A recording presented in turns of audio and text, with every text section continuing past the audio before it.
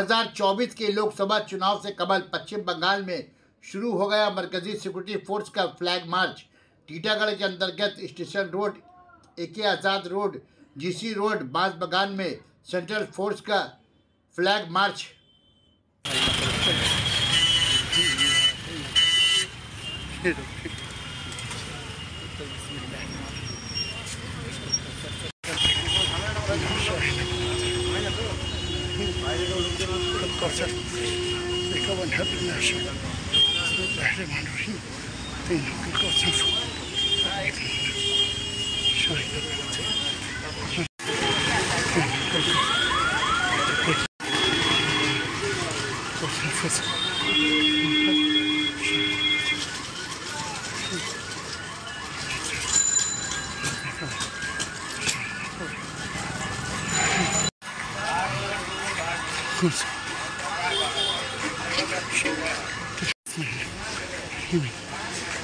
कल को